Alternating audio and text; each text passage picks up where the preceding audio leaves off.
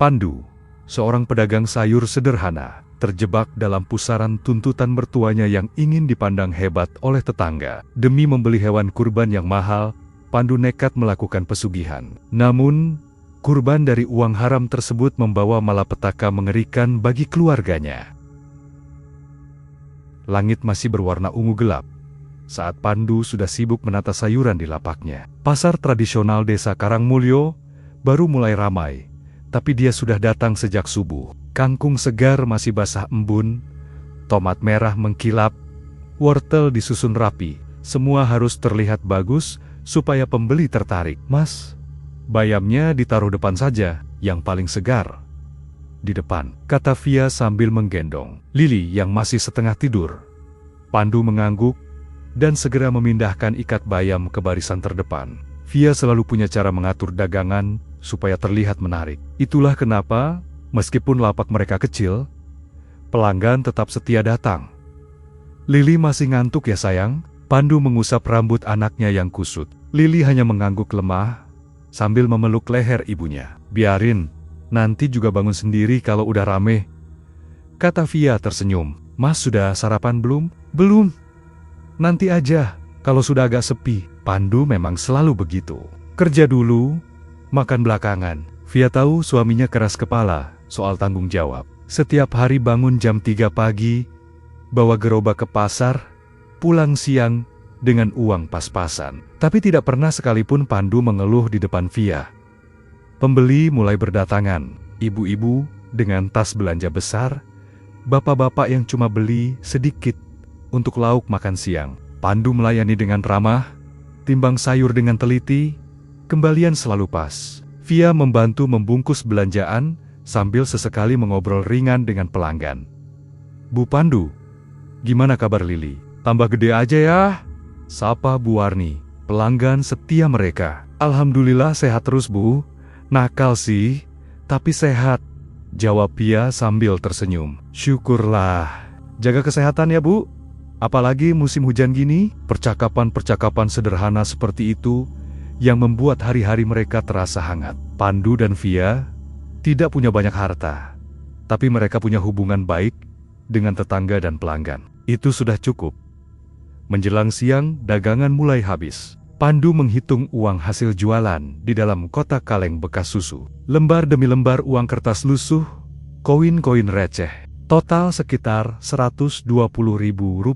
Cukup untuk beli beras, lauk pauk, dan sedikit tabungan. Lumayan ya, Mas.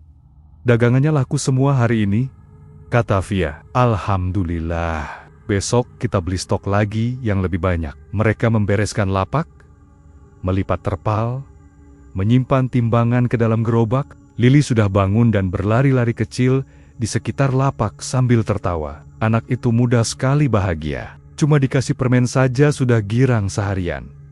Perjalanan pulang memakan waktu sekitar setengah jam. Mereka jalan kaki sambil mendorong gerobak. Jalanan desa masih sepi, hanya sesekali motor lewat. Pandu menyeka keringat di dahinya. Via berjalan di sampingnya sambil menggandeng Lili yang terus bercerita tentang kucing yang dilihatnya tadi di pasar.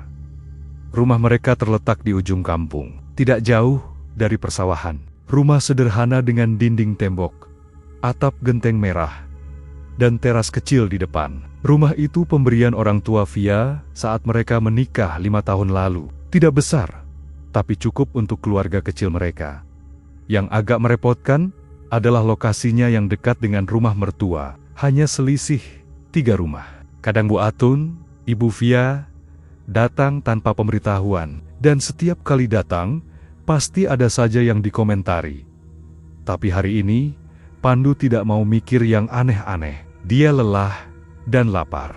Setelah mandi, Pandu duduk di ruang tamu sambil menonton televisi. Via sudah sibuk di dapur, memasak nasi dan tumis kangkung untuk makan siang. Mas, makan dulu ya. Sudah, siap, teriak Via dari dapur.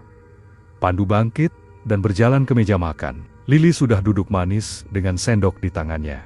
Mereka makan bersama, ngobrol ringan, sesekali tertawa karena tingkah Lili yang suka main-main dengan makanannya. Besok, belanja apa lagi Mas? Tanya Via sambil menyuap nasi. Kayaknya kubis sama cabe. Harganya lagi bagus. Bisa untung lumayan. Oke. Nanti malamnya, aku hitung uangnya lagi. Via memang lebih teliti soal keuangan. Pandu percaya penuh sama istrinya. Mereka berdua saling melengkapi. Pandu yang kerja keras, Via yang mengatur rumah tangga dengan baik. Setelah makan siang, Pandu main-main sebentar dengan Lili. Mereka bermain kejar-kejaran di teras. Lili tertawa-tawa riang. Pandu mengangkat anaknya tinggi-tinggi.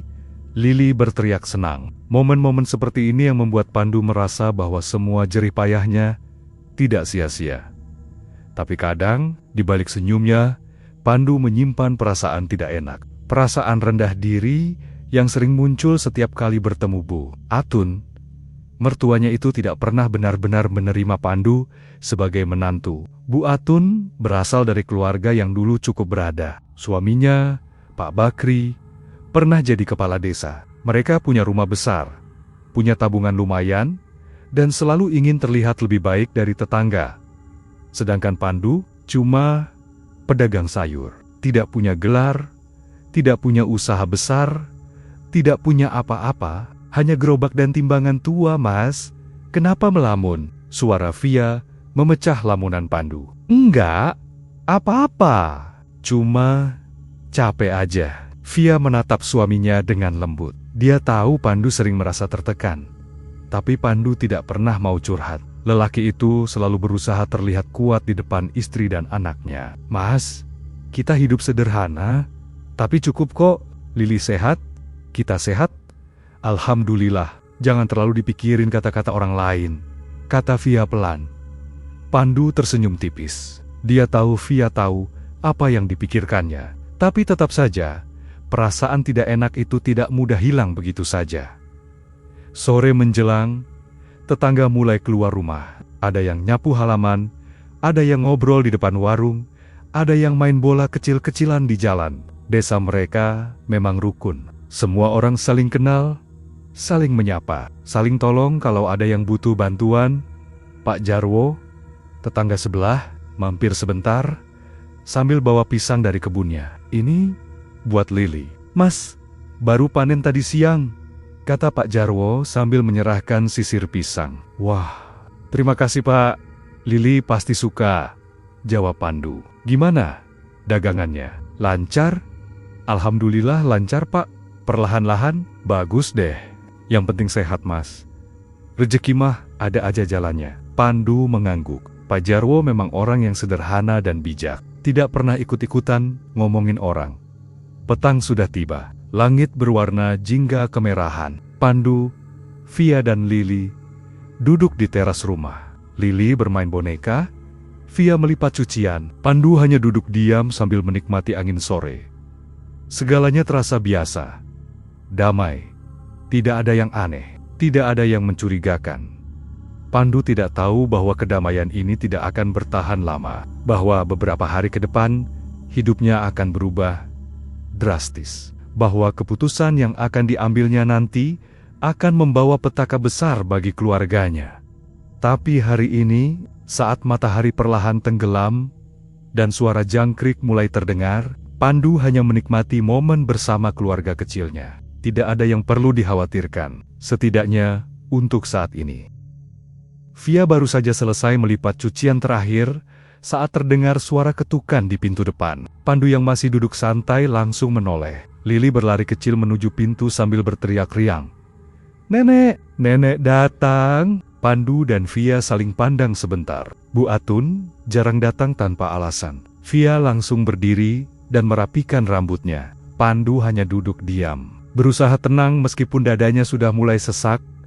Bu Atun masuk dengan langkah tegap, tas kulit besar di tangannya, kain batik mahal melilit tubuhnya. Wajahnya sedikit meringis saat melihat teras yang masih ada mainan Lili berserakan. Assalamualaikum Bu, sapa Via sambil tersenyum. Waalaikumsalam. Kok berantakan begini sih rumahnya? Mainan anak di mana-mana, kata Bu Atun sambil masuk ke ruang tamu. Via langsung sigap membereskan mainan Lili. Pandu hanya mengangguk sopan, tidak berani banyak bicara. Mas Pandu di rumah? Biasanya kan siang-siang masih jualan, tanya Bu Atun sambil duduk di kursi tamu. Sudah pulang Bu, dagangan habis lebih cepat hari ini, jawab Pandu pelan. Oh begitu, lumayan ya jualannya, nada suara Bu Atun datar. Tapi Pandu tahu itu bukan pujian, itu sindiran halus. Lumayan ya, cuma pedagang sayur. Via keluar dari dapur membawa teh manis dan kue kering seadanya. Bu Atun menerima cangkir teh itu dengan senyum tipis, matanya melirik ke seluruh ruangan. Rumah ini memang kecil ya, dulu waktu bapakmu kasih ke kamu, aku bilang mestinya direnovasi dulu. Tapi ya gimana, budget terbatas, kata Bu Atun sambil menyeruput teh. Via tersenyum kaku. Pandu menunduk, tangannya mengepal pelan di atas paha. Alhamdulillah cukup kok Bu, kami nyaman di sini. Jawab Via berusaha positif. Nyaman sih nyaman, tapi tetap aja ya, masa keluarga muda kayak kalian tinggal di rumah gini. Lihat tuh, menantu Bu Sari kemarin baru beli rumah baru, 2 lantai, di komplek dekat kota. Suaminya pengusaha konveksi. Pandu menarik napas panjang. Lagi-lagi dibanding-bandingkan. Bu Atun memang tidak pernah bisa menerima Pandu sejak awal. 5 tahun lalu, saat Via bilang mau nikah dengan Pandu, Bu Atun menentang keras. Pandu hanya pedagang sayur, tidak punya usaha besar, tidak punya jabatan, tidak punya apa-apa. Tapi Via keras kepala. Dia tetap memilih Pandu karena cinta. Bu Atun terpaksa merestui, tapi dengan syarat, Pandu harus bisa membuktikan diri. Harus bisa bikin Via hidup layak, harus bisa bikin Bu Atun bangga. Sampai sekarang, Bu Atun masih menganggap Pandu belum membuktikan apa-apa. Pak Joko menantu Bu Maryam, kemarin beli mobil baru loh. Xenia, putih. Bagus banget. Dia kan PNS di kecamatan, penghasilannya stabil, ada tunjangan. Enggak, kayak jualan sayur yang enggak tentu. Pandu merasakan dadanya semakin sesak. Dia ingin pergi dari ruangan itu. Tapi kakinya seperti terpaku. Bu, Mas Pandu kerja keras kok. Setiap hari bangun pagi, jualan sampai siang. Alhamdulillah cukup buat hidup kami, kata Via membela suaminya. Bu Atun melirik Via dengan tatapan tajam. Iya, ibu tahu Pandu kerja keras. Tapi kerja keras aja nggak cukup Via.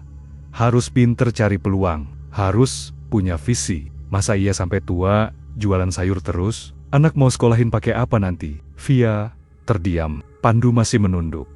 Tidak berani menatap mertua atau istrinya. Ibu cuma ngingetin aja kok, bukan apa-apa. Cuma pengen kalian bisa hidup lebih baik. Ibu kan sayang sama kalian.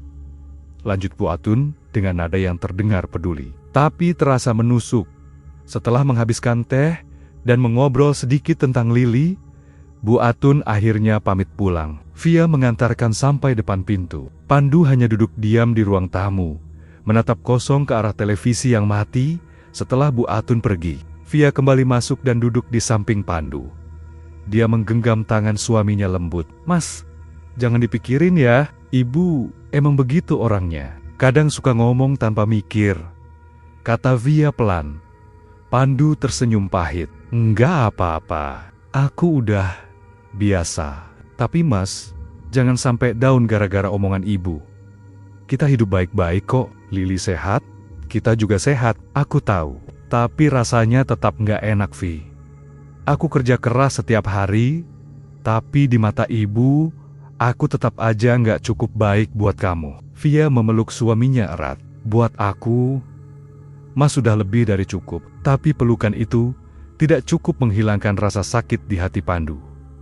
Kata-kata Bu Atun terus bergema di kepalanya. Seperti luka yang digores terus-menerus sampai berdarah. Hari-hari berikutnya, Pandu mulai sering melamun. Saat jualan di pasar, pikirannya melayang. Saat main dengan Lili, senyumnya terasa dipaksakan. Via menyadari perubahan itu, tapi tidak tahu harus berbuat apa. Beberapa minggu kemudian, menjelang bulan Zulhijjah, suasana di kampung mulai ramai. Ibu-ibu sering berkumpul di warung atau di pos ronda, membicarakan rencana kurban untuk Idul Adha. Bu Sari kemarin bilang, menantunya beli kambing 4 ekor, buat kurban atas nama orang tuanya, kata Bu Warni sambil menyeruput kopi. Wah, menantunya memang berbakti ya. Pak Joko juga kemarin beli sapi buat Bu Maryam, harganya katanya sampai 60 juta, sahut Butini. Bu Atun yang kebetulan lewat, langsung berhenti. Telinganya menangkap percakapan itu dengan jelas. Wajahnya berubah masam. Bu Atun mau ikut ngobrol? Tanya Bu Arni ramah. Enggak usah, aku lagi sibuk, jawab Bu Atun ketus. Lalu buru-buru pergi. Tapi hatinya panas. Semua tetangga punya cerita kehebatan menantu. Semua bisa pamer. Semua terlihat bahagia dan bangga. Sedangkan Bu Atun punya menantu pedagang sayur yang gak punya apa-apa. Malu, sangat malu. Bu Atun pulang ke rumah dengan perasaan kesal. Pak Bakri yang sedang membaca koran di teras langsung tahu istrinya sedang bad mood. Ada apa? Tanya Pak Bakri. Nggak ada apa-apa, jawab Bu Atun ketus sambil masuk rumah. Tapi malam itu, Bu Atun tidak bisa tidur nyenyak. Pikirannya terus memutar percakapan ibu-ibu tadi sore. Semua orang punya cerita untuk dipamerkan, kecuali dirinya. Besok paginya, Bu Atun sudah berdiri di depan rumah Pandu dan Via. Ketukan pintunya keras dan tidak sabar. Via membuka pintu dengan wajah heran. Bu, ada apa pagi-pagi? Ibu mau ketemu Pandu. Sekarang, kata Bu Atun tegas. Pandu yang baru saja selesai mandi langsung keluar. Wajahnya masih basah. Rambutnya berantakan. Ada apa, Bu? Tanya Pandu gugup. Bu Atun melipat tangan di depan dada, menatap Pandu dengan tatapan tajam. Sebentar lagi Idul Adha. Ibu mau minta tolong sama kamu. Pandu menelan ludah. Via berdiri di samping suaminya, ikut tegang. Ibu mau kamu belikan hewan kurban. 1 ekor sapi, 5 ekor kambing. Atas nama ibu, kata Bu Atun dengan nada tidak bisa ditawar. Pandu terdiam, wajahnya memucat. Via menatap suaminya dengan panik. Bu, itu mahal sekali. Kami nggak punya uang sebanyak itu, kata Pandu pelan. Suaranya bergetar. Kamu kan suami Via, menantu ibu. Mestinya kamu bisa memberikan itu buat ibu. Lihat menantu tetangga. Bisa kok, tapi Bu, penghasilan kami nggak sebanyak itu. Kami cuma pedagang sayur, ibu tahu. Tapi justru karena itu, kamu harus bisa membuktikan diri. Atau kamu mau ibu terus-terusan malu sama tetangga? Via ingin membela, tapi lidahnya keluh. Bu Atun menatap Pandu dengan tatapan menuntut. Ibu kasih waktu sampai seminggu sebelum Idul Adha. Kamu cari cara, pinjam, atau apa kek. Pokoknya ibu mau sapi, dan 5 kambing itu, paham. Pandu hanya bisa mengangguk lemah. Bu Atun langsung berbalik dan pergi tanpa pamit. Setelah Bu Atun menjauh, Pandu berdiri kaku di depan pintu. Via menatap suaminya dengan mata berkaca-kaca. Mas, gimana ini? Bisik Via. Pandu tidak menjawab. Kepalanya berat. Dadanya sesak. Tangannya gemetar. Dia tahu permintaan itu mustahil. Tapi Bu Atun tidak peduli. Sepanjang malam Pandu tidak bisa memejamkan mata. Tubuhnya terbaring di kasur. Tapi pikirannya terus berputar tanpa henti. Via sudah tidur di sampingnya. Napasnya teratur. Lili juga sudah terlelap di kamar sebelah. Hanya Pandu yang masih terjaga, menatap langit-langit kamar yang retak di beberapa bagian. 1 sapi dan 5 kambing, berapa harganya? Paling murah sapi bisa 50 juta. Kambing 1 juta per ekor. Total hampir 60 juta rupiah. Jumlah yang mustahil bagi Pandu. Dia membalikkan tubuhnya, menatap punggung Via yang naik turun pelan. Pandu tidak mau membuat istrinya khawatir lebih dari ini. Tapi beban di dadanya terasa semakin berat. Subuh tiba. Pandu bangun dengan mata merah dan kepala pusing. Dia tidak berangkat ke pasar seperti biasa. Via bangun dan heran melihat suaminya masih duduk di ruang tamu. Mas, kenapa belum siap-siap? Tanya Via sambil menghampiri. Hari ini aku nggak jualan dulu. Ada yang harus aku urus, jawab Pandu pelan. Urus apa? Pandu menghela napas panjang. Soal kemarin, permintaan ibu. Via duduk di sampingnya, wajahnya penuh kekhawatiran. Mas, kita nggak usah nuruti permintaan ibu. Itu terlalu berat buat kita.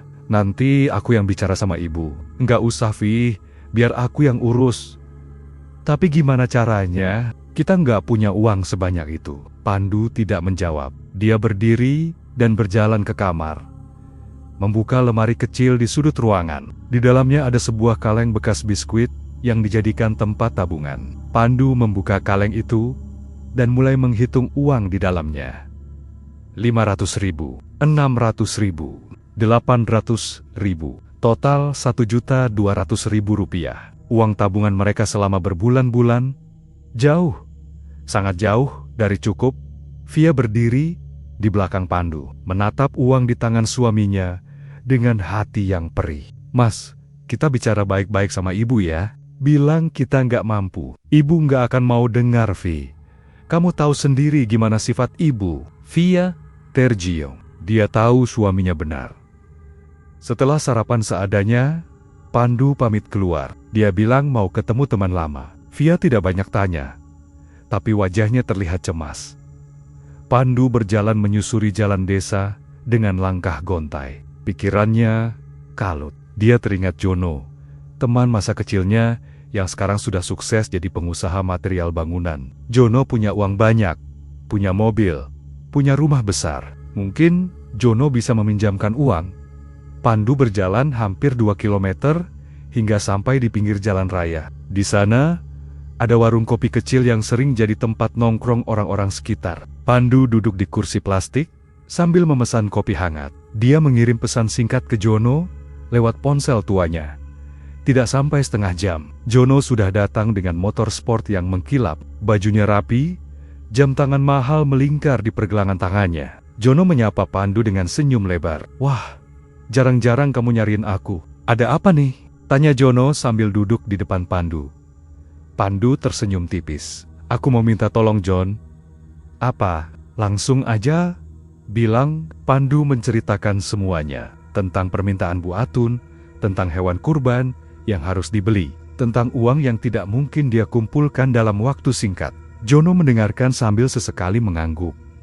Setelah Pandu selesai bercerita, Jono tertawa pelan. Bukan tawa mengejek, tapi tawa yang aneh. Pandu menatapnya bingung.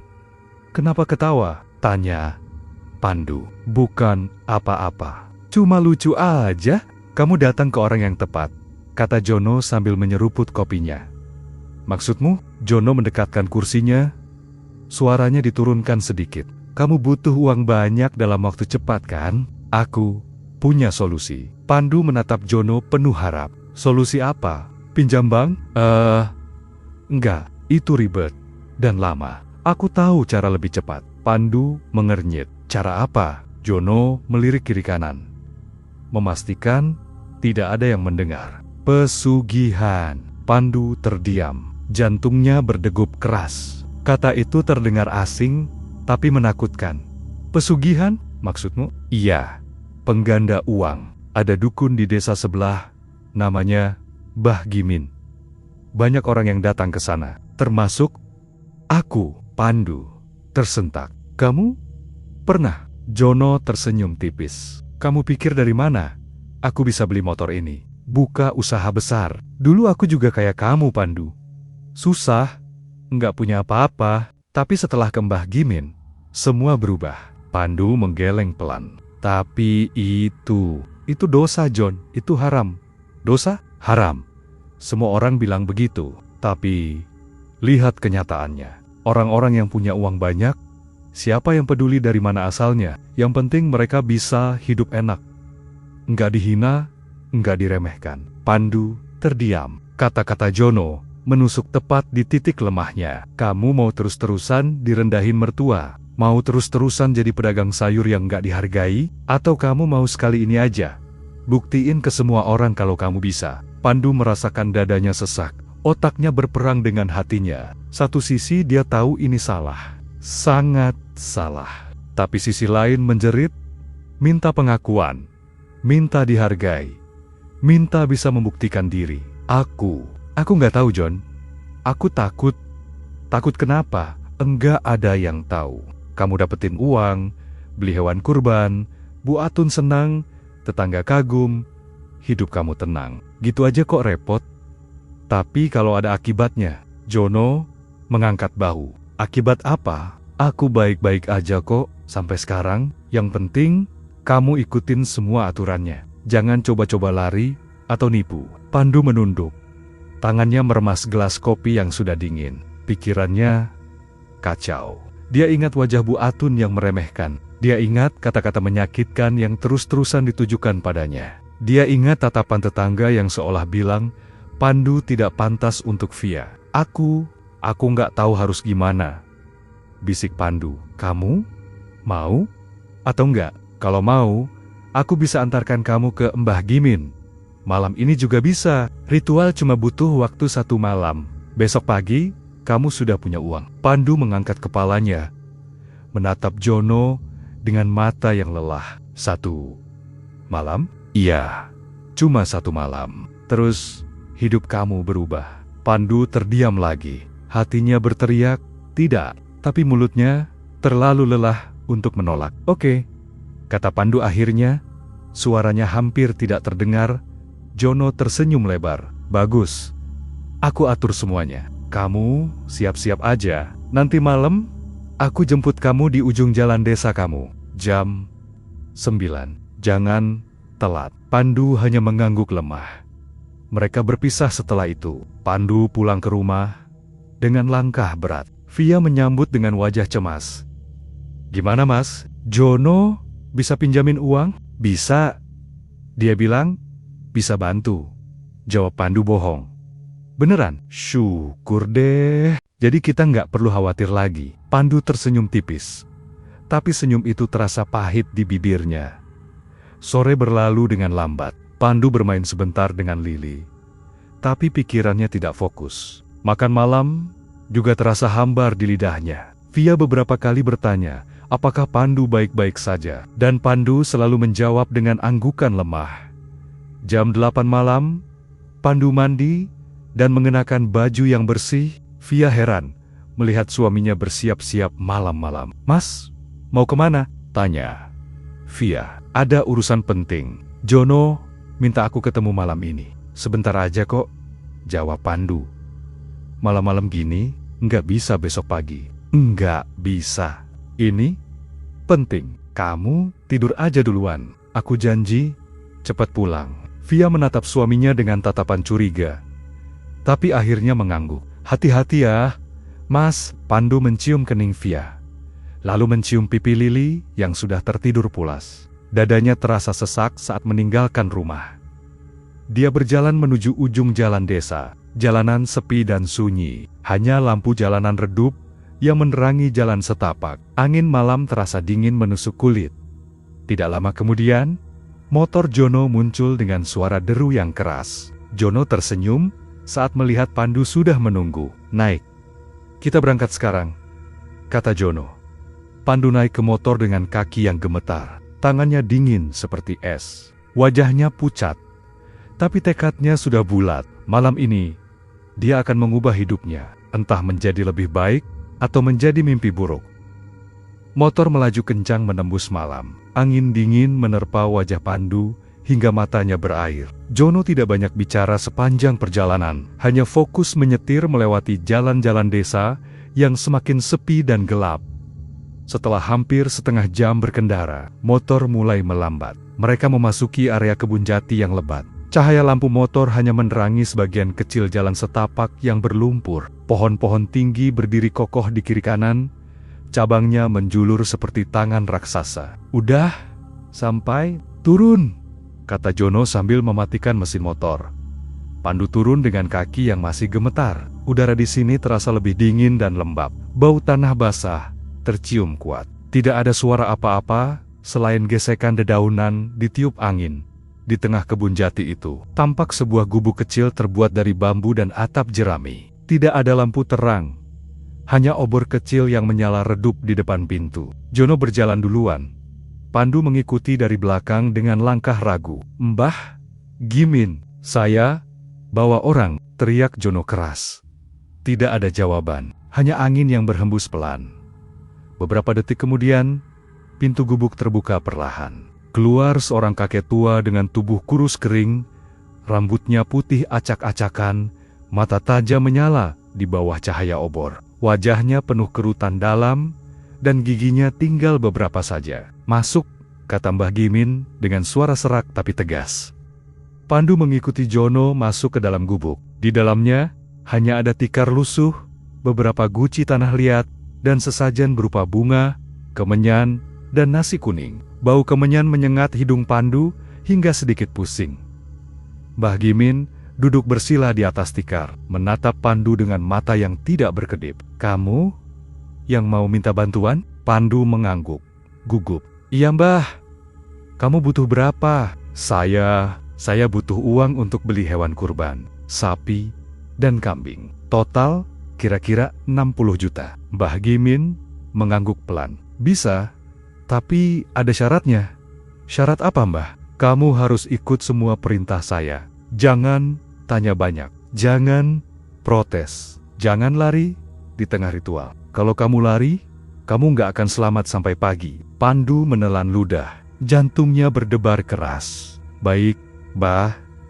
Saya siap." Mbah Gimin menatap Pandu lama, seolah mengukur keberanian lelaki di depannya. Lalu dia berdiri dan mengambil kain hitam dari sudut gubuk. "Ikut saya. Kita ke sungai." Mereka keluar dari gubuk.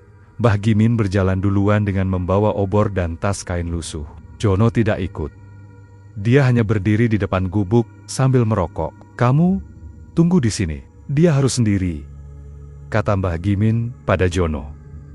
Pandu menatap Jono dengan panik, tapi Jono hanya mengangguk menenangkan. "Tenang aja. Kamu ikutin apa kata Mbah.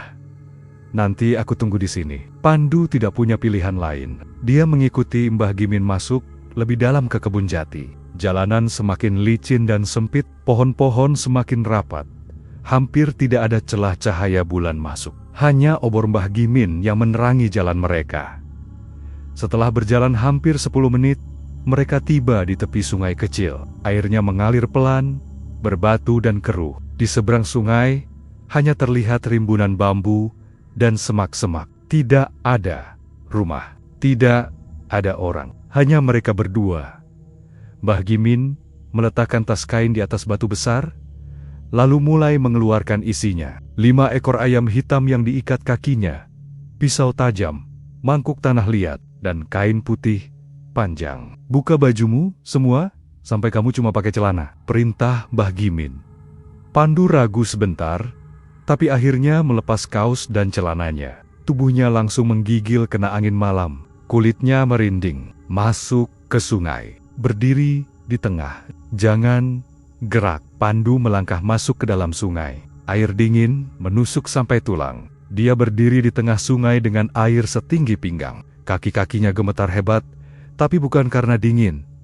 Mbah Gimin mulai menyembelih ayam hitam pertama. Darahnya ditampung di mangkuk, lalu diguyurkan ke kepala Pandu. Darah kental dan hangat mengalir pelan di wajah, leher, dan dada Pandu. Baunya amis dan menyengat. Ayam kedua disembelih. Darah diguyurkan lagi. Pandu merasakan dadanya sesak, mual ingin muntah. Tapi dia tahan. Dia ingat kata-kata Mbah Gimin. Jangan lari. Ayam ketiga, keempat, kelima, semuanya disembelih. Seluruh tubuh Pandu kini basah oleh darah. Wajahnya merah gelap, rambutnya lengket, tangannya gemetar hebat. Duduk, bersila. Tutup mata, jangan buka sampai saya bilang, boleh, kata Mbah Gimin dari tepi sungai. Pandu duduk di tengah sungai dengan air sampai dadanya. Dia menutup mata, tangan dilipat di atas paha, napasnya terengah-engah. Mbah Gimin mulai membaca mantra. Suaranya rendah, tidak jelas, seperti gumaman panjang. Kata-katanya asing. Tidak ada yang Pandu mengerti. Tapi suara itu bergema aneh, seolah bukan dari mulut manusia. Pandu merasakan sesuatu berubah. Udara di sekitarnya terasa berat. Angin berhenti bertiup. Suara jangkrik tiba-tiba hilang. Yang tersisa hanya gemericik air sungai dan suara mantra Mbah Gimin. Lalu, suara lain mulai muncul. Tangisan anak kecil, pelan tapi jelas. Seperti dari jauh, tapi terasa sangat dekat. Pandu ingin membuka mata, tapi dia ingat perintah Mbah Gimin. Bisikan-bisikan mulai terdengar. Suara berbisik cepat di telinga kanan dan kirinya. Kata-kata yang tidak jelas, seperti orang berbicara, tapi terlalu cepat untuk dipahami. Pandu merasa rambutnya berdiri. Kemudian, dia merasakan sesuatu menyentuh kakinya di dalam air. Seperti tangan dingin meraba pelan. Pandu menggigit bibir kuat-kuat supaya tidak berteriak. Bayangan hitam mulai melintas di balik kelopak matanya yang tertutup. Bayangan besar, cepat, seperti sesuatu sedang bergerak mengelilinginya. Napas Pandu semakin cepat. Dadanya naik turun hebat.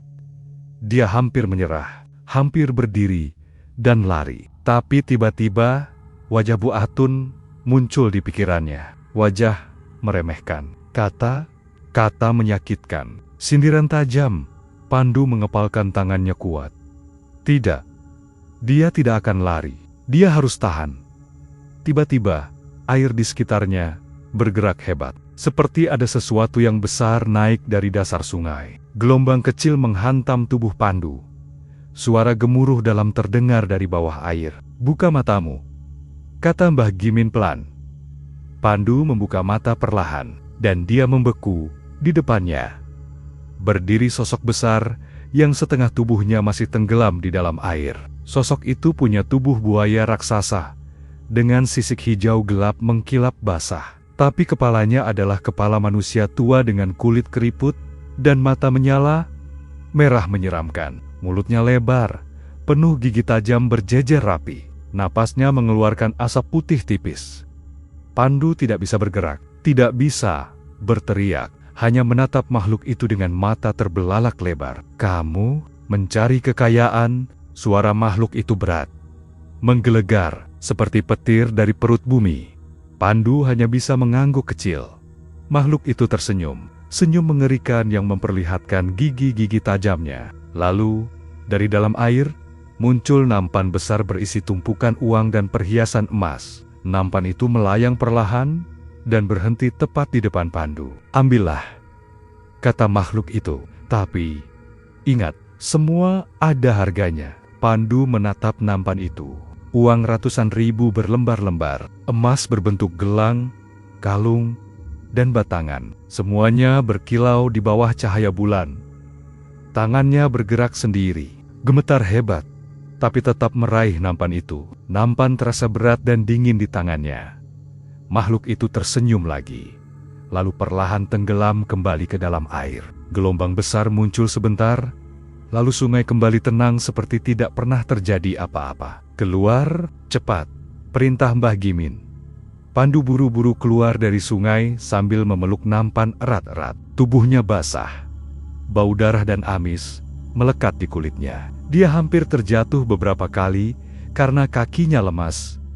Mbah Gimin memberikan kain putih untuk menutupi nampan. "Pulang sekarang. Jangan lihat-lihat isinya sampai besok pagi. Dan jangan cerita ke siapa-siapa." Pandu hanya mengangguk. Dia tidak sanggup bicara. Tenggorokannya kering dan sesak. Mereka berjalan kembali ke gubuk. Jono masih menunggu sambil duduk di atas motor. Matanya melebar saat melihat Pandu keluar dengan tubuh penuh darah dan memeluk nampan besar. "Sudah selesai?" tanya Jono. Pandu mengangguk pelan. "Ayo, pulang. Ganti baju dulu di gubuk." Pandu mengganti baju dengan kaos cadangan yang dibawa Jono. Tapi bau amis dan darah masih melekat kuat di tubuhnya. Dia tidak peduli. Yang penting, nampan di tangannya ini nyata. Mereka pulang dengan motor. Perjalanan terasa lebih cepat, tapi Pandu tidak ingat apa-apa. Pikirannya kosong. Hanya perasaan campur aduk antara lega, takut, dan was-was yang memenuhi dadanya. Saat tiba di ujung desa, Jono berhenti dan menepuk bahu Pandu. "Selamat. Sekarang, kamu sudah punya modal. Jangan sia-siakan." Pandu turun dari motor dengan nampan masih dipeluk erat. Dia berjalan pelan menuju rumahnya, dengan tubuh yang masih gemetar dan bau amis yang tidak bisa hilang. Pandu tidak tidur semalaman. Nampan berisi uang dan emas itu disembunyikan di bawah tempat tidur, tapi dia terus menatapnya, seperti takut hilang. Bau amis masih melekat di tubuhnya, meskipun sudah mandi 2 kali. Via sempat bertanya, kenapa suaminya berbau aneh. Tapi Pandu hanya bilang, habis lewat pasar ikan. Pagi datang dengan lambat. Begitu matahari mulai terbit, Pandu langsung bangun dan membuka nampan dengan hati berdebar. Semua masih ada. Uang ratusan ribu berlapis-lapis. Emas batangan mengkilap. Gelang dan kalung berat tertata rapi. Pandu mengambil semua emas dan memasukkannya ke dalam tas ransel lusuh. Via sedang menyiapkan sarapan di dapur saat Pandu keluar dengan tas di punggung. "Mas mau kemana pagi-pagi?" tanya Via heran. "Ada urusan penting." "Bentar aja kok, nanti aku pulang bawa kabar bagus," jawab Pandu sambil tersenyum. Senyum pertamanya dalam beberapa hari terakhir. Pandu berjalan cepat menuju pusat kota. Dia tahu ada toko emas besar di dekat alun-alun. Perjalanan memakan waktu hampir 1 jam dengan angkot. Sepanjang jalan, Pandu terus memeriksa tasnya, memastikan emas masih aman. Toko emas Berkah Jaya sudah buka saat Pandu tiba. Seorang pria paruh baya dengan kacamata tebal duduk di belakang etalase kaca. Pandu masuk dengan langkah gugup. "Selamat pagi, Pak. Ada yang bisa saya bantu?" tanya tukang emas ramah. Saya mau jual emas, Pak," kata Pandu pelan, sambil menurunkan tas dari punggungnya.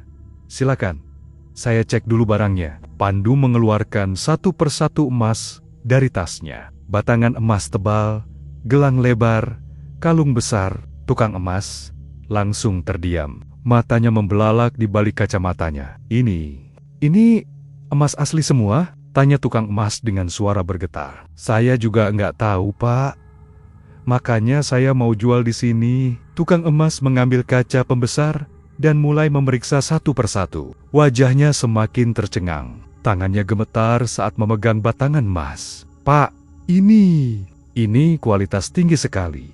Kadar 99%. Jarang saya lihat emas sebagus ini," kata tukang emas sambil menatap Pandu curiga. "Bapak dapat dari mana?" "Warisan keluarga," jawab Pandu cepat. Tukang emas masih menatap Pandu ragu, tapi akhirnya mengangguk. "Baik, saya timbang dulu." Proses penimbangan dan perhitungan memakan waktu hampir setengah jam. Pandu duduk gelisah di kursi tunggu, tangannya berkeringat dingin. Akhirnya, tukang emas kembali dengan kalkulator di tangan. Total berat emas Bapak sekitar 1,2 kg. Harga per gram hari ini 950.000. Jadi, total 114 juta rupiah. Saya bulatkan jadi 110 juta, karena harus dipotong biaya administrasi. Pandu tidak percaya telinganya. 110 juta rupiah. Angka yang tidak pernah dibayangkannya seumur hidup. Saya terima, Pak," kata Pandu dengan suara bergetar.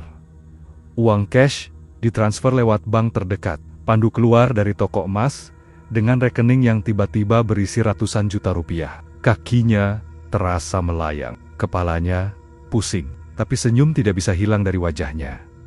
Langkah pertama, beli hewan kurban. Pandu langsung naik angkot menuju daerah peternak di pinggiran kota. Di sana, ada kandang besar milik Pak Sobirin yang terkenal punya hewan kurban berkualitas. Pandu turun dan langsung menuju kandang. "Assalamualaikum, Pak.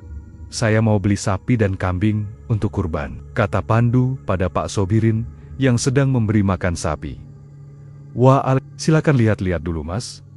Pilih yang mana?" Pandu berjalan di antara kandang-kandang. Matanya langsung jatuh pada satu ekor sapi besar berwarna coklat dengan tanduk panjang. Tubuhnya kekar, tinggi hampir seperti kerbau dewasa. "Sapi paling bagus di kandang itu. Yang ini berapa, Pak?" tanya Pandu. "Oh, yang itu sapi impor. Berat hampir 800 kg. Harganya 78 juta. Pandu tidak ragu sedetik pun. "Saya ambil." Pak Sobirin tersentak. "Serius, Mas? Serius? Saya juga mau 5 ekor kambing. Yang besar-besar." Pak Sobirin terdiam sebentar, lalu tersenyum lebar. "Baik, Mas. Kambing besar harganya 1,5 juta per ekor. Total semua jadi 85,5 juta. Kapan mau diambil? Hari ini juga bisa diantar ke alamat ini nggak?" Pandu memberikan alamat rumah Bu Atun. "Bisa, Mas. Nanti sore kami antar." Transaksi selesai. Pandu transfer uang langsung dari rekening. Pak Sobirin sampai bersalaman berkali-kali karena senang dapat pembeli besar. Perjalanan pulang terasa ringan. Pandu tidak sabar ingin melihat wajah Bu Atun saat hewan-hewan itu tiba. Sore hari, truk besar Berhenti di depan rumah Bu Atun, warga langsung berkumpul melihat keramaian. Sapi besar diturunkan dengan susah payah. Diikuti 5 ekor kambing yang sama besarnya. Bu Atun keluar dari rumah dengan wajah bingung.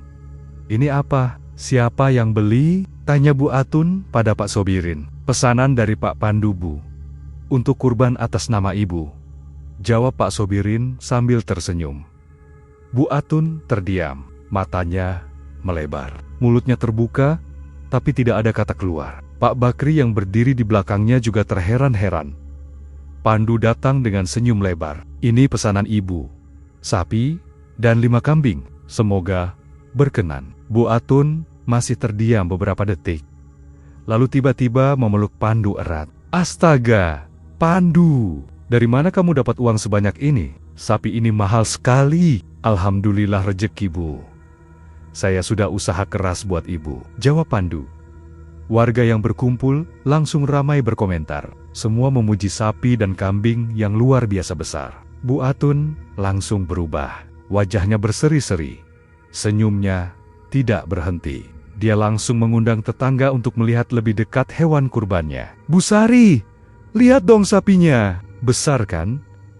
Besar kan? Ini menantu saya yang belikan," kata Bu Atun dengan nada bangga. "Wah, bagus banget, Bu. Menantunya memang hebat ya." "Iya dong. Pandu itu pekerja keras. Saya nggak salah pilih menantu." Pandu berdiri di samping sambil tersenyum tipis. Kata-kata pujian Bu Atun terdengar aneh di telinganya. Beberapa hari lalu dia diremehkan. Sekarang dipuji setinggi langit. Malam harinya, Pandu mengajak Via dan Lili ke mal di pusat kota. Mereka naik taksi. Sesuatu yang belum pernah dilakukan sebelumnya. Lili girang sekali, melompat-lompat di kursi belakang. Di mal, Pandu membeli baju baru untuk Via, mainan boneka besar untuk Lili, dan beberapa pakaian untuk dirinya sendiri. Mereka makan di restoran mewah dengan menu steak dan jus buah segar. Lili tertawa riang sambil bermain dengan mainan barunya. "Mas, kok tiba-tiba kita jadi kayak gini? Kamu dapat uang dari mana?" tanya Via pelan sambil menyuap nasi. "Dari Jono, dia bantu aku dapat untung besar," jawab Pandu sambil tersenyum. Via menatap suaminya dengan tatapan ragu, tapi akhirnya mengangguk. Dia senang melihat suami dan anaknya bahagia, meskipun ada rasa aneh yang mengganjal di hatinya. Hari-hari menjelang Idul Adha, rumah Bu Atun jadi pusat perhatian kampung. Setiap hari ada tetangga yang datang untuk melihat sapi dan kambing. Bu Atun tidak berhenti memamerkan kehebatan menantunya. Sikapnya pada Pandu berubah total. Sekarang dia selalu tersenyum, selalu memuji, selalu bangga. Tapi Pandu tidak sepenuhnya bahagia. Di balik senyumnya, ada rasa cemas yang terus menggerogoti. Setiap kali melihat sapi dan kambing itu, dia ingat sosok buaya berkepala manusia. Dia ingat kata-kata, "Semua ada harganya." Malam sebelum hari raya, Pandu tidur dengan perasaan tidak tenang. Via dan Lili sudah tidur nyenyak di sampingnya, tapi mata Pandu sulit terpejam. Akhirnya, dia tertidur, dan mimpi buruk datang. Pandu berdiri sendirian di tepi sungai yang sama. Air mengalir pelan, lalu dari dalam air muncul sosok besar. Buaya raksasa berkepala manusia tua dengan mata merah menyala. Makhluk itu menatap Pandu sambil tersenyum lebar, memperlihatkan gigi-gigi tajam yang berkilau basah. "Kamu senang?" tanya makhluk itu dengan suara berat. Pandu tidak bisa menjawab. Tubuhnya kaku. "Nikmati sementara masih bisa," kata makhluk itu sambil tertawa. Tawanya menggelegar seperti petir. Pandu terbangun dengan tiba-tiba. Tubuhnya basah oleh keringat dingin. Napasnya terengah-engah, jantungnya berdebar keras. Dia melirik Via yang masih tidur nyenyak, lalu menatap jendela kamar yang menampilkan malam gelap di luar. Rasa cemas itu semakin kuat. Sesuatu yang buruk akan terjadi. Pandu merasakannya, tapi sudah terlambat untuk mundur. Fajar belum sepenuhnya terang saat Pandu sudah terbangun. Mimpi buruk semalam masih membekas di pikirannya, tapi dia berusaha mengabaikannya. Hari ini hari raya Idul Adha, hari di mana Bu Atun akan menyembelih hewan kurban di hadapan seluruh kampung setelah salat Id di masjid. Pandu, Via, dan Lili berjalan menuju rumah Bu Atun. Halaman rumah sudah penuh sesak dengan warga yang datang untuk menyaksikan penyembelihan. Sapi besar masih diikat di pohon mangga, 5 ekor kambing di kandang bambu sementara. Semua terlihat sehat dan normal. Bu Atun berdiri di teras dengan senyum lebar, menyambut tamu-tamu yang datang. Pak Bakri sibuk mengatur tempat untuk proses pemotongan. Beberapa tukang jagal sudah datang dengan membawa pisau tajam dan peralatan lainnya. Pandu, Via, sini duduk di depan. Kalian harus lihat langsung, kata Bu Atun sambil melambaikan tangan. Pandu mengangguk dan duduk di bangku panjang bersama Via Lili. Duduk di pangkuan ibunya sambil melihat sapi besar dengan mata berbinar. Ayah, sapinya gede banget ya, kata Lili girang. Iya, sayang, gede banget, jawab Pandu sambil mengusap kepala anaknya. Tapi senyumnya terasa kaku. Pak Hasan, tukang jagal yang sudah berpengalaman puluhan tahun, mulai mendekati sapi. 2 orang membantunya memegang tali. Tapi saat Pak Hasan merentangkan tangan untuk menyentuh sapi, hewan itu tiba-tiba memberontak hebat. Sapi menarik tali dengan kekuatan luar biasa. Pohon mangga tempat dia diikat sampai bergoyang, suara lenguhan keras keluar dari mulutnya, memekakkan telinga. Mata sapi yang tadinya hitam normal, sekarang berubah merah menyala seperti darah. Warga yang menonton langsung mundur ketakutan. Pak Hasan sendiri terjatuh ke belakang.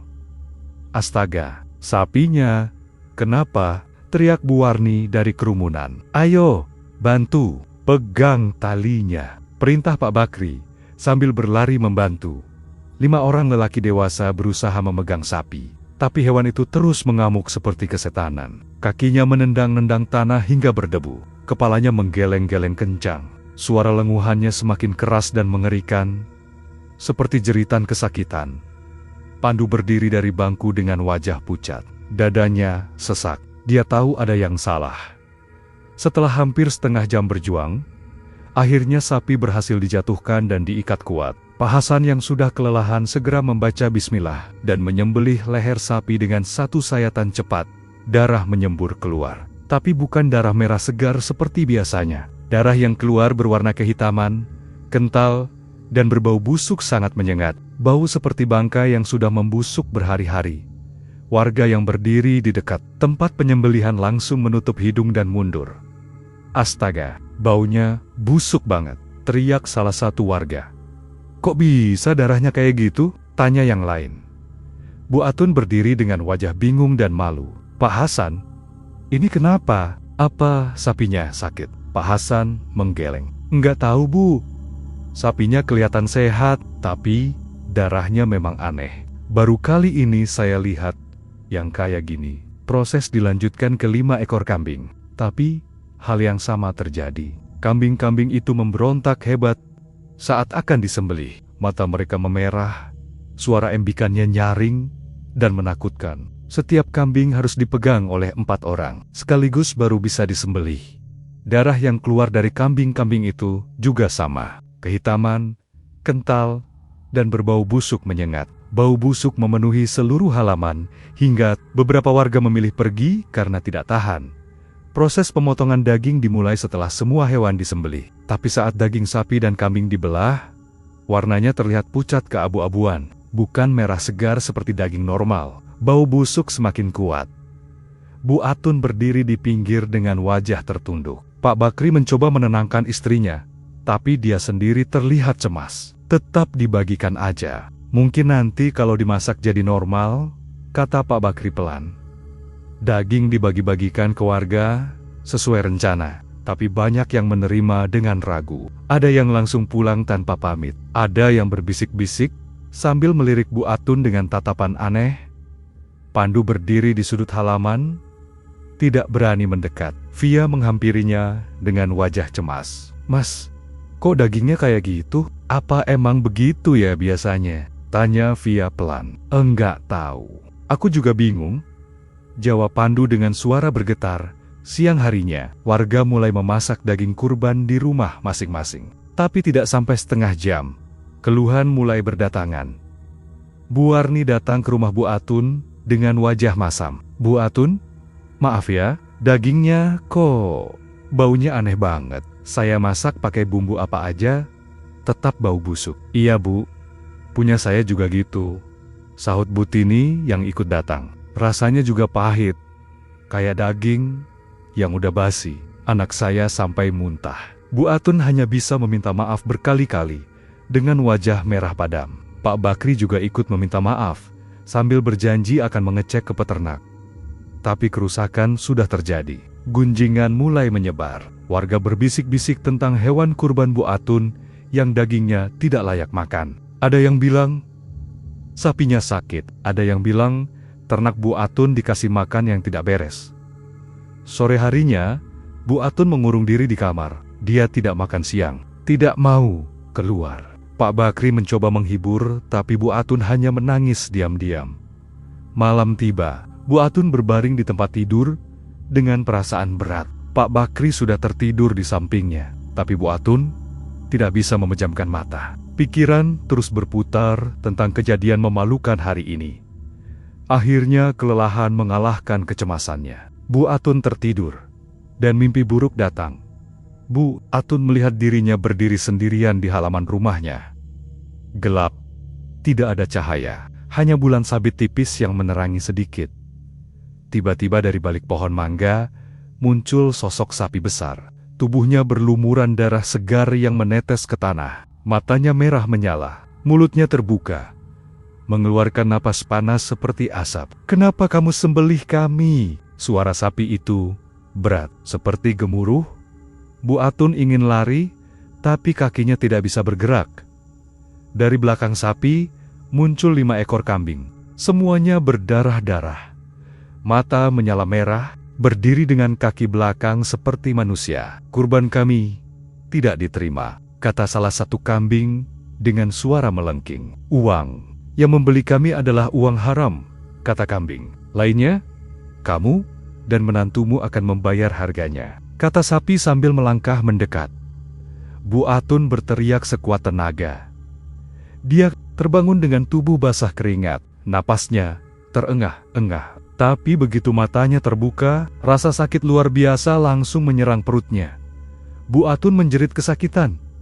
Pak Bakri terbangun kaget. "Atun, kenapa?" Perutku sakit sekali. Kakiku nggak bisa gerak." Bu Atun menjerit sambil memegang perutnya yang terasa seperti diremas dari dalam. Pak Bakri panik. Dia mencoba membantu istrinya duduk, tapi Bu Atun terus menjerit. Kakinya kaku, tidak bisa ditekuk atau digerakkan sama sekali. "Mimpi, aku bermimpi buruk. Sapi dan kambing. Mereka bilang kurbannya nggak diterima. Uang haram. Uang haram." Bu Atun berbicara tidak jelas di antara jeritan kesakitannya. Pak Bakri langsung berlari keluar dan berteriak memanggil tetangga. "Tolong, istriku sakit. Tolong." Warga yang rumahnya dekat langsung datang. Mereka melihat Bu Atun terbaring di tempat tidur dengan wajah pucat. Tubuh berkeringat dingin dan terus menjerit kesakitan sambil menyebut-nyebut tentang mimpi buruk dan uang haram. Pandu yang mendengar keributan juga datang bersama. Via. Saat melihat Bu Atun dalam kondisi seperti itu, jantung Pandu rasanya berhenti berdetak. Kata-kata Bu Atun dalam mimpi terus terdengar. "Uang haram, kurban tidak diterima." Pandu mundur perlahan, wajahnya seputih mayat. Wajah Pandu seputih tembok saat melihat Bu Atun menjerit kesakitan di atas tempat tidur. Kata-kata uang haram terus keluar dari mulut mertuanya di antara rintihan. Pandu mundur perlahan hingga punggungnya menabrak dinding. Via menatap suaminya dengan tatapan heran. "Mas, kenapa? Kok pucat banget?" tanya Via sambil memegang lengan Pandu. "Enggak, apa-apa. Aku cuma kaget aja," jawab Pandu sambil menarik napas dalam-dalam. Pak Bakri sibuk mengatur warga yang datang menjenguk. Beberapa ibu-ibu membawa minyak kayu putih dan air putih. Pak Jarwo menyarankan untuk memanggil dukun atau ustadz. Tapi Bu Atun masih terus menjerit. Tubuhnya berkeringat dingin dan gemetar hebat. Pandu dan Via pamit pulang karena Lili mulai menangis ketakutan melihat neneknya dalam kondisi mengerikan. Perjalanan pulang hanya beberapa menit, tapi terasa sangat lama. Pandu berjalan dengan langkah gontai. Pikirannya kacau. Sampai di rumah, Pandu langsung masuk kamar dan berbaring. Via menenangkan Lili yang masih terisak di ruang tamu. Malam semakin larut, tapi Pandu tidak bisa tidur. Matanya menatap kosong ke langit-langit kamar. Pagi datang dengan berita buruk. Kabar tentang Bu Atun menyebar cepat ke seluruh kampung. Warga ramai membicarakan kejadian aneh di hari kurban kemarin. Dan kondisi Bu Atun yang tiba-tiba sakit parah setelah bermimpi buruk. Beberapa warga datang menjenguk lagi. Bu Atun masih terbaring lemah di tempat tidur. Perutnya membengkak besar seperti sedang hamil tua. Kakinya kaku, tidak bisa digerakkan sama sekali. Wajahnya pucat seperti mayat. Bibirnya pecah-pecah kering. Bu Atun, apa yang ibu mimpikan semalam? Tanya Bu Warni, pelan sambil duduk di pinggir tempat tidur. Bu Atun membuka mata perlahan. Suaranya parau dan lemah. Sapi, kambing, mereka datang berdarah-darah. Bilang kurbannya nggak diterima. Uang, haram. Warga yang mendengar saling pandang. Ada yang berbisik-bisik, ada yang mengernyit bingung. Sementara itu di rumahnya, Pandu mulai merasakan gatal hebat di lengan kanannya. Awalnya dia pikir hanya gigitan nyamuk biasa, tapi gatal itu menyebar cepat ke lengan kiri, dada, punggung, dan kaki. Pandu menggaruk-garuk kulitnya sampai merah. "Mas, kenapa terus garuk-garuk?" tanya Via yang sedang menyapu ruang tamu. "Gatal banget, Vi." "Nggak tahu kenapa." Via mendekat dan melihat lengan suaminya. Matanya melebar. "Mas, kulitmu kenapa?" Pandu melihat lengannya sendiri. Bercak-bercak putih seperti panu mulai muncul di permukaan kulitnya. Tapi ini bukan panu biasa. Bercak itu menyebar sangat cepat. Dalam hitungan menit sudah memenuhi seluruh lengan. "Ayo ke puskesmas, sekarang," kata Via panik. Mereka buru-buru ke puskesmas dengan membawa Lili. Dokter muda yang bertugas pagi itu memeriksa kulit Pandu dengan serius. Dia menggunakan kaca pembesar, menyentuh bercak putih itu dengan sarung tangan, bahkan mengambil sampel sedikit untuk dilihat di bawah mikroskop. "Pak Pandu, ini bukan penyakit kulit biasa. Saya belum pernah lihat kasus seperti ini," kata dokter sambil melepas sarung tangannya. "Saya kasih salep dan obat minum dulu. Tapi kalau nggak membaik dalam 2 hari, Bapak harus ke rumah sakit besar." Pandu hanya mengangguk lemah. Via menerima resep obat dengan wajah cemas. Pulang dari puskesmas, Pandu langsung mengoles salep ke seluruh tubuhnya yang sudah penuh bercak putih. Tapi tidak ada perubahan. Bercak itu malah semakin banyak dan gatal semakin hebat. Siang berlalu dengan lambat. Pandu tidak makan karena tidak nafsu. Via memaksanya minum obat dan makan sedikit nasi. Lili bermain sendiri di ruang tamu. Sesekali melirik ayahnya dengan tatapan khawatir. Malam tiba. Kondisi Pandu dan Bu Atun semakin buruk. Pandu berbaring di kamarnya dengan tubuh gemetar. Bercak putih sudah memenuhi hampir seluruh tubuhnya. Gatal tidak berhenti, bahkan semakin parah. Via duduk di sampingnya sambil mengusap punggung suaminya.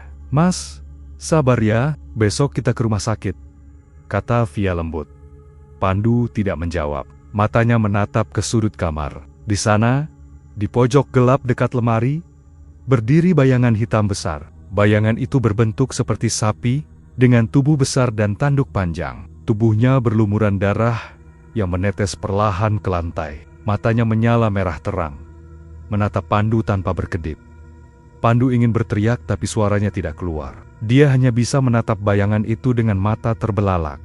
Lalu di sebelah bayangan sapi, muncul 5 bayangan lebih kecil. Kambing-kambing berdarah-darah dengan mata merah menyala. Mereka berdiri dengan kaki belakang seperti manusia, kepala miring ke samping, menatap Pandu dengan tatapan penuh dendam. Mas, kenapa?" Via mengguncang tubuh Pandu. Pandu berkedip. Bayangan-bayangan itu menghilang. Tapi bau busuk dan amis mulai tercium kuat di kamar. Bau seperti bangkai yang sudah membusuk berhari-hari. "Vi, kamu cium bau itu nggak?" tanya Pandu dengan suara bergetar. "Bau apa, Mas?" "Aku nggak cium apa-apa." Pandu menutup matanya kuat-kuat. Dia tahu, ini bukan halusinasi biasa. Ini nyata. Di rumah Bu Atun, kondisi semakin mengerikan. Bu Atun yang terbaring lemah, tiba-tiba duduk tegak dengan mata terbelalak. Pak Bakri yang sedang duduk di sampingnya, kaget. "Atun, kamu kenapa?" Ada sapi di sudut ruangan. Dia lihat aku, kata Bu Atun sambil menunjuk sudut kamar dengan tangan gemetar. Pak Bakri melihat ke sudut yang ditunjuk. Tidak ada apa-apa. Tapi Bu Atun terus menjerit sambil menunjuk-nunjuk. Dia mendekat. "Tolong!" Bu Atun berteriak histeris. Suara lenguhan sapi terdengar keras di telinga Bu Atun. Suara berat dan menggema, seperti keluar dari perut bumi. Diikuti suara embikan kambing yang nyaring dan menusuk gendang telinga. Bu Atun menutup telinga dengan kedua tangannya, tapi suara itu tetap terdengar jelas, bahkan semakin keras. Pak Bakri memanggil-manggil istrinya, tapi Bu Atun tidak merespons, hanya terus menjerit kesakitan. Bau busuk dan amis mulai memenuhi rumah Bu Atun dan rumah Pandu. Bau itu sangat kuat hingga Via akhirnya menciumnya juga. "Mas, kok bau banget, kayak ada bangkai?" kata Via sambil menutup hidung. Lili yang tidur di kamar sebelah tiba-tiba terbangun dan menangis keras. Via langsung berlari ke kamar anaknya. "Mama, ada binatang besar di sana, di pojok," teriak Lili sambil menunjuk sudut kamar sambil menangis histeris. Via memeluk anaknya erat. Dia tidak melihat apa-apa, tapi Lili terus menunjuk dan menangis ketakutan.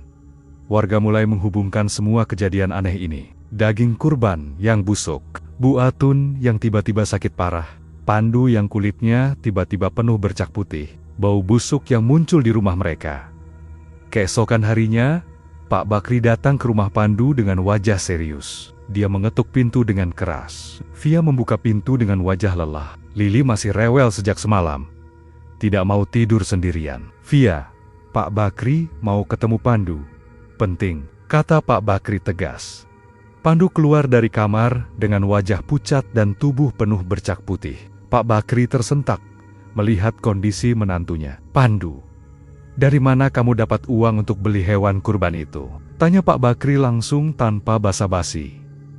Pandu terdiam. Keringat dingin mulai membasahi dahinya. Dari Jono, dia pinjamin, jawab Pandu terbata-bata. "Jangan bohong, aku sudah ketemu Jono tadi pagi. Dia bilang, nggak pernah pinjamin uang sebanyak itu ke kamu." Pandu membeku. Via menatap suaminya dengan tatapan tidak percaya. "Mas, apa yang sebenarnya terjadi?"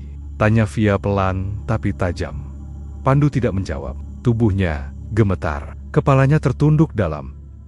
Pak Bakri menatap Pandu dengan tatapan menyelidik. Bu Atun bilang dalam mimpinya, hewan kurban itu bilang, uang yang beli mereka adalah uang haram. Apa itu benar? Pandu masih diam, tapi diamnya sudah menjadi jawaban. Sore harinya, Pak Bakri pulang dengan wajah gelisah. Bu Atun masih terbaring lemah, tapi kesadarannya sudah sedikit membaik. Dengan suara lemah, Bu Atun berbicara. "Pak, panggil Pandu dan Via kemari.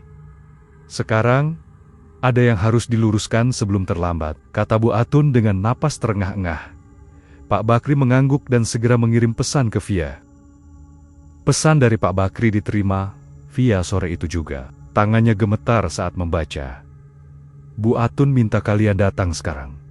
Penting." Pandu duduk di ruang tamu dengan wajah tertunduk. Tubuhnya penuh bercak putih, gatal tidak berhenti, dan pikiran terus berputar. Via menghampirinya dengan wajah tegas. "Mas, kita harus ke rumah ibu sekarang. Apapun yang terjadi, Mas harus jujur," kata Via dengan nada yang tidak bisa dibantah. Pandu hanya mengangguk lemah. Lili digendong. Via masih sesekali terisak karena takut dengan binatang besar yang dilihatnya semalam. Perjalanan ke rumah Bu Atun terasa seperti berjalan menuju pengadilan. Jalanan sepi, hanya angin sore yang berhembus pelan. Saat mereka tiba, halaman rumah Bu Atun sudah penuh dengan warga. Semua berdiri di luar, berbisik-bisik sambil sesekali melirik ke arah pintu masuk. Pak Bakri berdiri di teras, menunggu dengan wajah serius. "Masuk?" Bu Atun sudah tunggu di dalam. Pandu dan Via masuk ke ruang tamu. Bu Atun terbaring di kasur yang dipindahkan ke ruang tengah, supaya lebih mudah dijenguk. Wajahnya masih pucat, perutnya masih membengkak, tapi matanya tajam menatap Pandu. Pak Jarwo, Bu Warni, Bu Tini, dan beberapa warga lain juga ada di dalam rumah. Semua diam, menunggu. "Duduk," kata Bu Atun dengan suara lemah tapi tegas. Pandu dan Via duduk di kursi yang sudah disiapkan. Lili dipeluk erat oleh neneknya. Pak Bakri, suasana sangat tegang hingga suara jam dinding terdengar keras. Bu Atun menatap Pandu lama sebelum akhirnya membuka suara. "Pandu, dari mana kamu dapat uang sebanyak itu untuk beli hewan kurban?" Pandu terdiam. Tangannya mengepal di atas paha. Keringat mulai membasahi dahinya. "Jawab, Pandu," desak Pak Bakri. Via menatap suaminya dengan tatapan menuntut jawaban. "Mas, jujur aja." Pandu menarik napas panjang. Dadanya sesak, tapi dia tahu tidak ada lagi jalan untuk lari dari pesugihan, kata Pandu akhirnya dengan suara pelan tapi jelas. Warga yang mendengar langsung gempar. Ada yang terkejut, ada yang menutup mulut dengan tangan, ada yang langsung berbisik satu sama lain. "Pesugihan!" Bu Warni berteriak kaget. Pandu mengangguk pelan, lalu dia mulai menceritakan semuanya. Tentang Jono yang menawarkan jalan pintas, tentang Mbah Gimin, tentang ritual di tepi sungai, tentang 5 ayam hitam yang disembelih, tentang sosok besar yang muncul dari air buaya raksasa, berkepala manusia tua dengan mata menyala merah, tentang uang dan emas yang diberikan makhluk itu.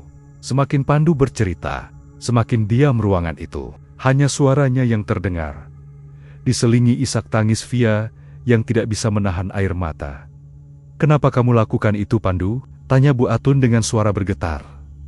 Pandu mengangkat kepalanya. Matanya berkaca-kaca. Semua rasa sakit hati yang ditahannya selama bertahun-tahun akhirnya meledak. "Karena saya selalu diremehkan," kata Pandu dengan suara keras. "Selama ini ibu tidak pernah menghargai saya. Saya cuma pedagang sayur.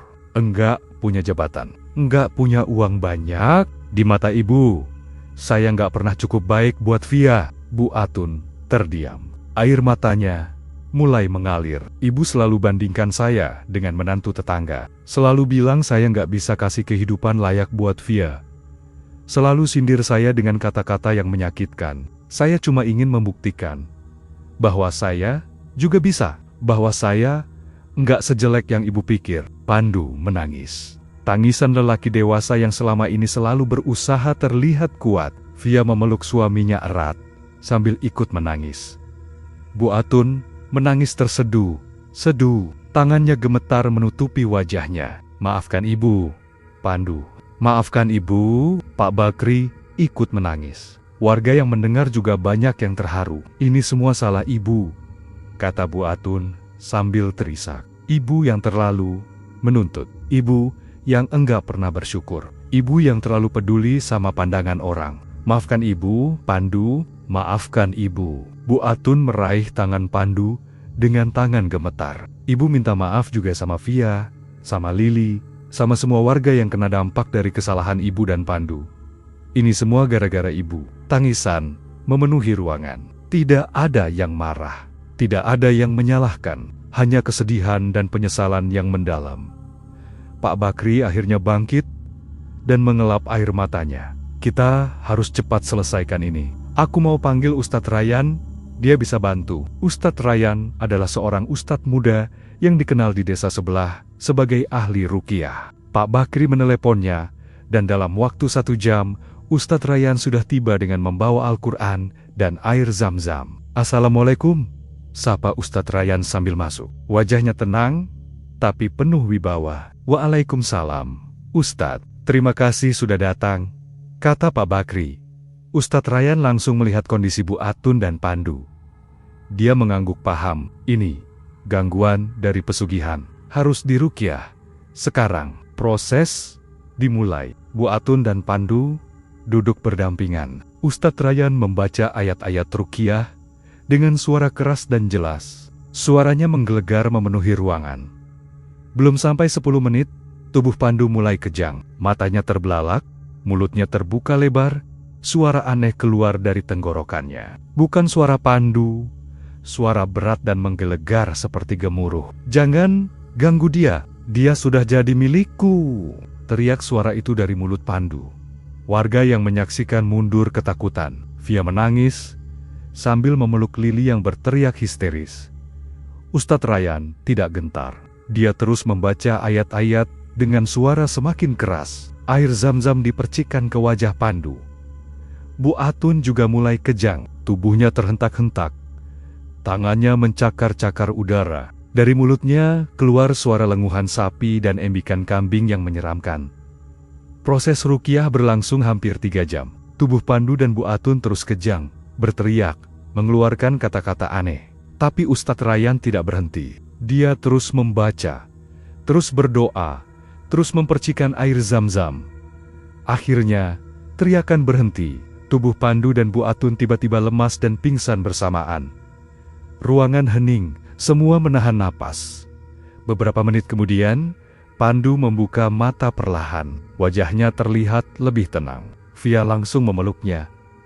Mas, sadar!" Pandu mengangguk lemah. Dia melihat lengannya, bercak-bercak putih, mulai memudar dan hilang. Kulitnya kembali normal. Bu Atun juga membuka mata. Dia mencoba menggerakkan kakinya. Kaki yang tadinya kaku, sekarang bisa digerakkan. Perutnya yang membengkak perlahan kempes, kembali normal. Alhamdulillah, ucap Pak Bakri sambil menangis lega. Ustadz Ryan tersenyum tipis. Gangguan sudah diusir. Tapi kalian harus bertobat dengan sungguh-sungguh. Jangan ulangi lagi. Kami berjanji, Ustadz, kata Pandu dengan suara parau. Bau busuk yang selama ini mengganggu kedua rumah tiba-tiba hilang. Udara terasa segar kembali. Warga yang tadinya tegang mulai tersenyum lega. Keesokan harinya, Pak Bakri mengundang warga untuk berkumpul di balai desa. Pandu dan Bu Atun berdiri di depan dengan wajah penuh penyesalan. Kami minta maaf kepada semua warga, kata Pandu dengan suara jelas. Saya sudah melakukan kesalahan besar. Saya sudah membawa malapetaka ke kampung ini. Saya berjanji tidak akan ulangi lagi. Saya akan hidup jujur dari kerja keras saya. Bu Atun juga berbicara dengan suara bergetar. Saya juga minta maaf, saya yang terlalu menuntut. Saya yang gak pernah bersyukur. Mulai sekarang, saya akan menerima Pandu apa adanya. Saya akan menghargai dia sebagai menantu dan ayah dari cucu saya. Warga bertepuk tangan. Beberapa menangis terharu. Pak Jarwo berdiri dan berkata, kami semua memaafkan kalian. Yang penting, kalian sudah jujur dan bertobat. Semua warga mengangguk setuju. Beberapa minggu berlalu, kehidupan perlahan kembali normal. Pandu kembali berjualan sayur di pasar seperti biasa. Via dan Lili menemaninya setiap pagi. Dagangan kembali laris, meskipun penghasilannya tetap pas-pasan. Tapi sekarang berbeda. Pandu tidak lagi merasa rendah diri. Dia bangga dengan pekerjaannya. Dia bersyukur dengan apa yang dimiliki. Bu Atun sesekali datang ke pasar untuk membantu. Tidak lagi dengan sikap angkuh, tapi dengan senyum tulus. Dia membantu menata sayuran, melayani pembeli, dan bermain dengan Lili. Bu, ibu nggak perlu repot-repot datang. Kami bisa kok, kata Pandu suatu pagi. Bu Atun tersenyum. Ibu mau bantu. Ibu mau lebih dekat sama kalian. Lagi pula, jualan sayur ini juga nggak jelek kok, malah menyenangkan. Pandu tersenyum, hatinya hangat. Sore hari di rumah mereka, keluarga kecil itu duduk di teras seperti dulu. Lili bermain boneka, Via melipat cucian, Pandu duduk santai sambil menikmati angin sore. Bu Atun ikut duduk, menemani cucu dan menantunya.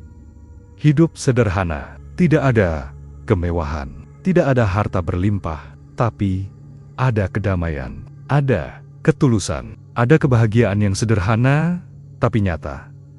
Mereka belajar bahwa kebahagiaan sejati bukan dari harta atau pengakuan orang lain, bukan dari gengsi atau pamer, tapi dari keikhlasan menerima hidup apa adanya dan menjalani dengan penuh syukur. Dan itu sudah lebih dari cukup. Itulah akhir ceritanya. Sampai jumpa lagi di cerita berikutnya.